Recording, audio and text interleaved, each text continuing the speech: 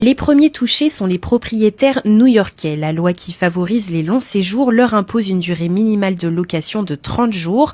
En dessous de cette limite, les conditions sont strictes. L'hôte doit être physiquement présent pendant la durée du séjour et ne peut proposer qu'une seule chambre. J'ai 2 espaces maintenant qui sont obligés d'être en long terme, mais j'ai aucune demande dessus, mais aucune. Donc je suis obligé de les remplir, de les mettre à dispo par des moyens quelconques ou des amis qui viennent. Enfin, c'est uniquement ça. Ça m'a affecté énormément. J'ai perdu, peut-être pas 2/3, mais on va dire 50% de mes revenus. Alors que moi, je suis ici à la maison et je vis de ça. Résultat, avec moins de logements disponibles, les touristes se tournent vers les hôtels où une nuit coûte en moyenne $300. On sait que c'est l'industrie hôtelière qui a poussé pour cette loi dès le départ. Les hôtels veulent gagner plus d'argent, les prix à la nuitée sont en hausse de 5% par rapport à l'année précédente et ils vont continuer à augmenter leurs profits. Le problème, c'est que ça impacte l'économie, surtout les quartiers où il n'y a pas beaucoup d'hôtels. Les quartiers éloignés de Manhattan sont les plus touchés, en particulier les commerces locaux. Quand on pense tourisme à New York, on pense Manhattan. Mais en tant qu'entrepreneur local à Brooklyn, je réalise que ça nous a impacté. Avec une chute de 30 à 40% de nos clients.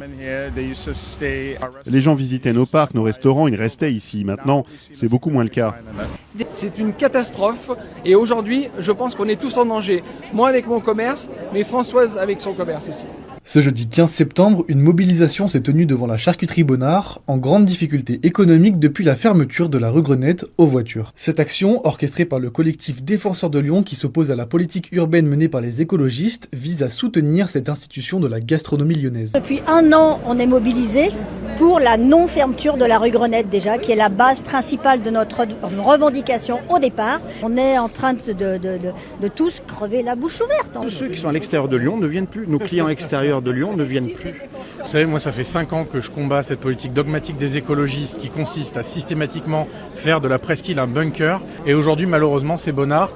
Et demain, ce sera peut-être d'autres. Donc il faut être en soutien de ces commerçants et leur dire que dans 6 mois, on réouvrira tout de telle sorte à ce qu'on puisse enfin avoir accès à la presqu'île et arrêter cette politique qui est désastreuse pour notre territoire. Un endroit pour se rassembler, c'est l'ensemble des commerçants de la presqu'île et dans tous les quartiers de Lyon, parce que nous également dans le 6e, on est touchés avec tous ces travaux qui nous empêchent tout simplement de travailler. L'économie en général est difficile et si en plus on rajoute des difficultés, les entreprises ne vont pas s'en sortir. On est venu soutenir la maison Bonnard, qui est une maison historique de notre patrimoine gastronomique.